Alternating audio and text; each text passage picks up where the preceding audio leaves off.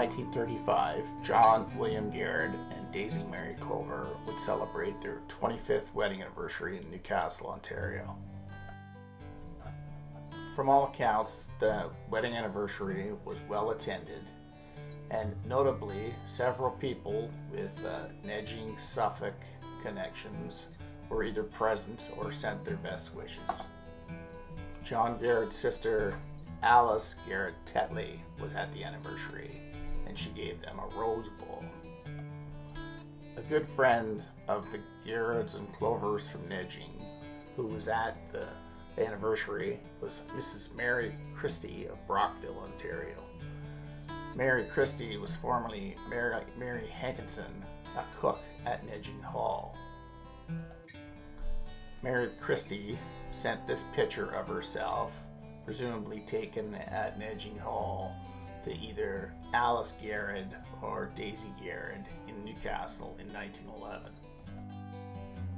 There were also well wishes sent to John and Daisy from sisters Nellie and Bessie Clover of England and their uncle Harry King, who was born in Bildeston and now living in the United States. In 1934, the year previous to their 25th anniversary, Nellie and Bessie, Daisy's sisters, and her uncle Harry King all made the trip to Newcastle for a 2-week visit. Here's a photo of Daisy with her 2 sisters and Uncle Harry King taken in Newcastle. Harry King is 89 in the photograph. In another picture taken in 1934 in Newcastle, we see John and Daisy Garrod along with their children and John's brother Frank Garrod posing with the visitors.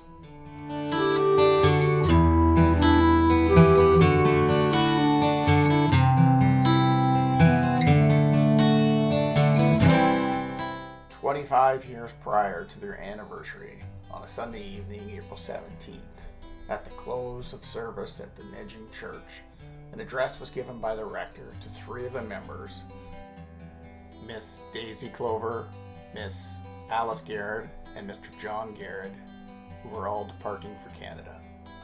In the article, it mentions that Daisy was the organist and the Sunday school teacher at St. Mary's in Nedging, and that she would be sadly missed by the children.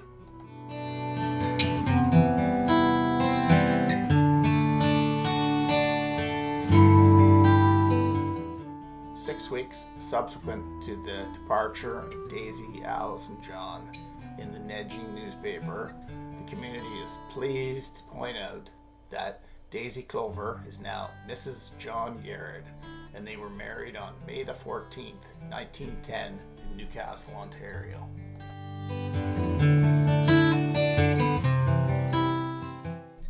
In this photograph, we can see Nedging Hall Farm, where John and Alice Garrod would have lived. In the upper right, the Nedging Mill, where Daisy Clover would have lived. Between them is the Nedging Hall. Nedging Hall and its associated manor would have taken up both these pieces of property for centuries. In this photo, taken in November in 1922, in front of Nedging Hall Farm, John and Alice Garrod's father, Arthur, is posing with his second wife. On this date, the Essex and Suffolk Hunt Club are at the property for a hunt.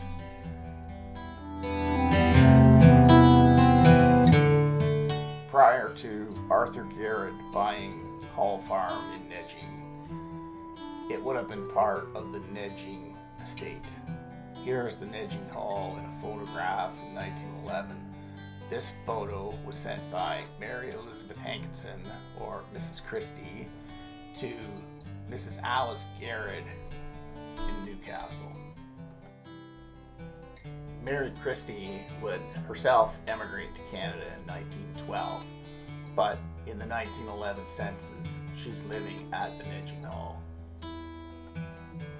In the 1911 census, Mary Elizabeth Hankinson is the cook, and the lady of the manor is Lady Elizabeth Alexander. Lady Elizabeth Alexander is the dowager widow of Sir Claude Alexander, who was a major in the Crimean War and fought in the battle at the siege of Sevastopol in 1854 and 1855. Sir Claude Alexander would later serve as a member of Parliament. Mary Christie sent several pictures to Daisy and Alice of Nedging Hall. In this picture, the inside staff is showing outside the hall.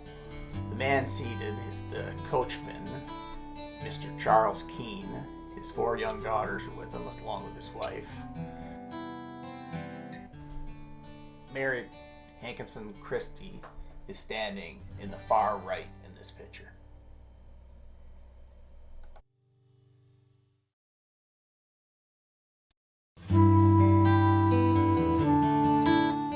In another photo taken at Nedging Hall, this one looks like it has both the inside and outside staff. It's a postcard that was sent to Alice in 1911. The postcard is from Daisy's brother, John Lee, or Jack Clover. In the postcard, Jack sends his love from Nellie and Mother. It's not completely clear when Arthur Garrod, John and Alice's father, bought Nedging Hall Farm. The land subdivision period for Nedging Hall was approximately 1844 to 1912, so it's likely Arthur Garrod bought off the Edge family or the Wood family. We know that in both the 1881 census and the 1891 census, Arthur Garrod is working as either an agricultural laborer or a farm laborer. He is not a landowner at that time.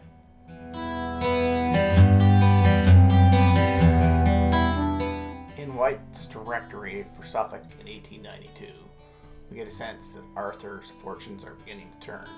He is now the bailiff at the Chilton farm. Chilton farm is just up the road from Nedging Hall Farm. As the bailiff, Arthur would have had the authority to hire and fire staff, as well he would have been the manager of the farm. Interestingly, in White's directory, it also identifies John Lee Clover, Daisy's father, as the freehold owner of Nedging Mill. In 1901, in the census for Nedging, Arthur Garrod is now identified as a landowner. And by 1911, he was the landowner of Hall Farm Nedging, living there with his son Frank Garrod and son from his second marriage, Josiah William Garrod.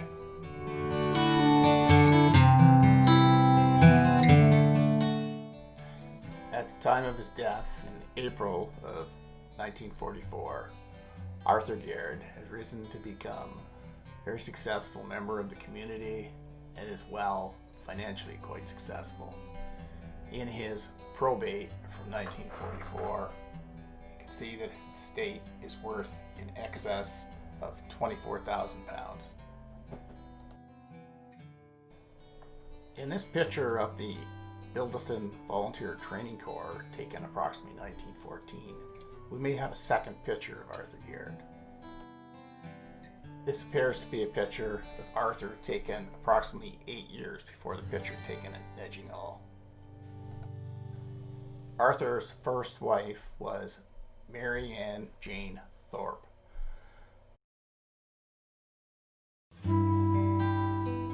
Mary Ann Jane Thorpe was born in 1854 and died in 1908. We have no pictures of Mary Ann, but we do have a picture taken in the early 1900s of her tombstone. Arthur Garrod and Mary Ann Jane Thorpe had 5 children that survived into adulthood.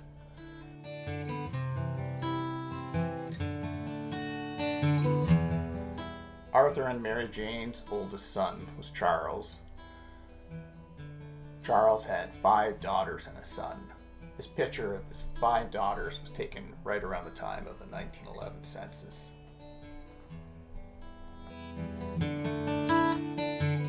In this photo, taken around 1930, Charles is shown with his wife Deborah, son Jack, and his 5 daughters.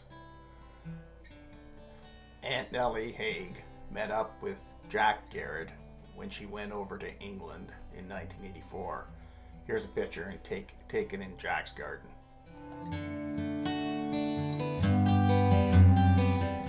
In this picture, I'm meeting up with Charles Barber and Michael Smith, who are both Charles Garrod's grandsons.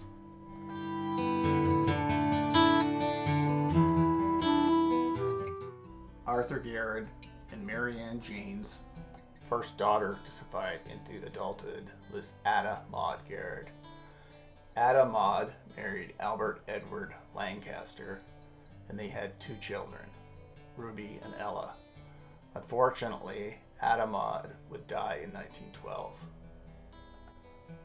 Albert Lancaster served with the Royal Army Medical Corps in World War I. Arthur and Mary Ann Jane's 3 other children would all emigrate to Canada, including John Garrod, shown here in his constable's uniform.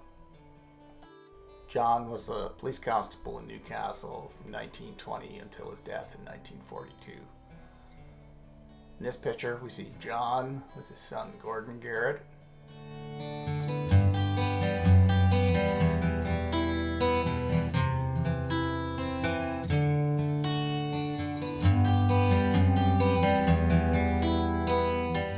John and Daisy Garrod with their 5 children and Tom Brown.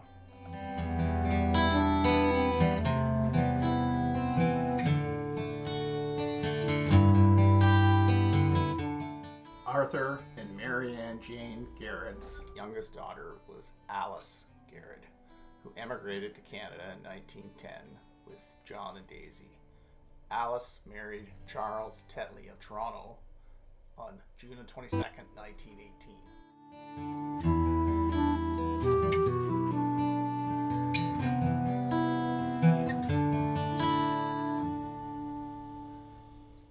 Alice had 2 children, Charles Gordon Tetley and Alan Tetley.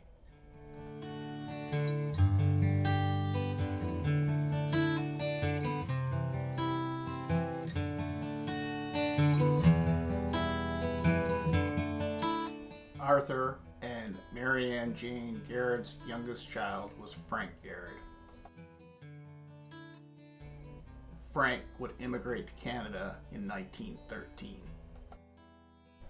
Frank would be on his way back to England very quickly, though, because he enlisted in World War I. In this postcard from Kingston, Ontario, that he sent to Daisy and John in Newcastle, he points out all the stuff that's going on at the Berryfield camp in Kingston and identifies specifically where his tent is.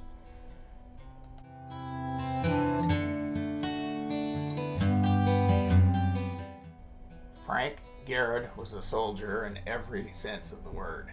He was wounded twice. His first wounding occurred at the Somme in 1916, where he got shrapnel in his chest. He recovered from that and was wounded again in 1918.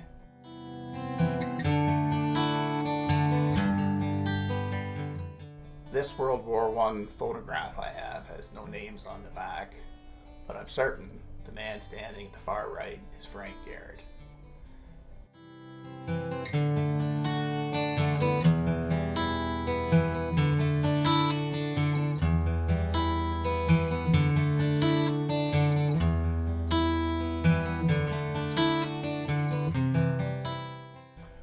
In this letter, sent from Hall Farm in Nedging, December 9th, 1940, to John and Daisy, written by Arthur Garrod's second wife. In the letter, Edith states that we are all fine except for war nerves. They are dropping bombs now in the distance. We can hear them as writing this. We sleep downstairs in the front room so as to be able to get out if anything happens. This war is awful.